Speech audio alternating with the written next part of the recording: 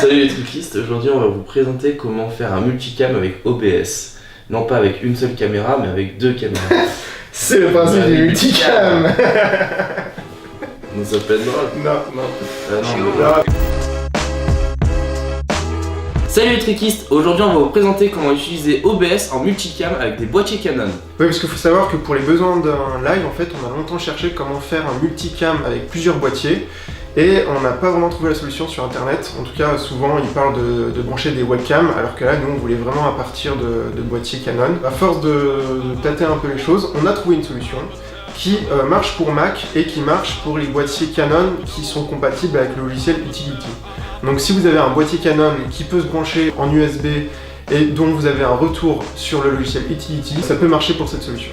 Donc pour cette solution, il nous faut trois logiciels qui sont OBS, Camera Live et CamTwist. Là actuellement nous avons un 6D et un 5D sur pied que nous allons connecter plus tard en USB sur ce Mac là.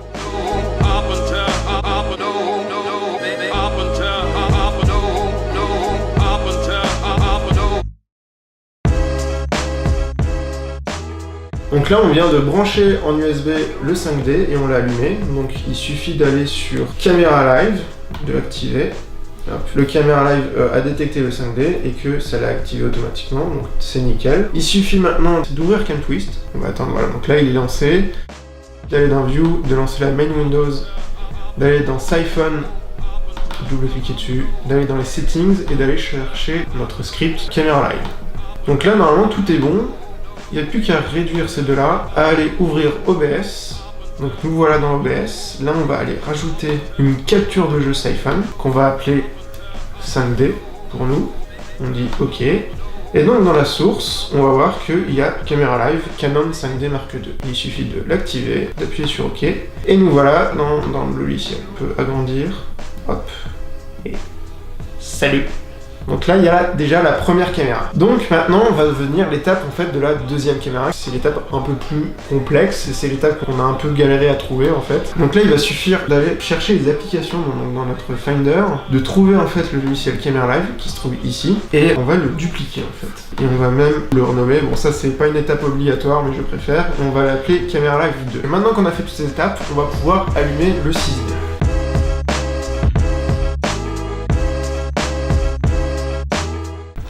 Donc là on vient d'allumer le 6D, donc ce qu'on va faire c'est qu'on va lancer le Camera Live qu'on a dupliqué. On va voir qu'il y a le 6D disponible. Alors des fois ça fait caméra error, il suffit juste d'essayer un peu plusieurs fois. Et donc là on a un Camera Live qui est sur le 5D Mark II et on a un Camera Live qui est sur le 6D. Je retourne sur OBS. On a déjà notre scène avec le 5D de créer. Il suffit d'en créer une nouvelle, donc toujours capture de jeu Siphon. Là on va appeler ça 6D. Et là, on va aller choisir donc, le 6D. On fait OK. Et là, on a notre deuxième caméra qui vient d'apparaître. Donc à nous de l'agrandir. Et on peut maintenant switcher donc, entre le 6D et le 5D. Donc là, on est dans une configuration où c'est plus en fait plan d'ensemble, gros plan, mais on peut très bien avoir la même config sur chaque caméra et juste changer d'angle ou aller ailleurs, enfin voilà, il y a plein de choses possibles. Donc c'est quand même un bel avantage de pouvoir brancher plusieurs caméras. On a testé avec 2 caméras maximum. Je pense que de toute façon, si on duplique une troisième fois le Camera Live et qu'on branche un troisième boîtier, techniquement ça doit être possible. On a déjà branché les caméras sur un hub USB.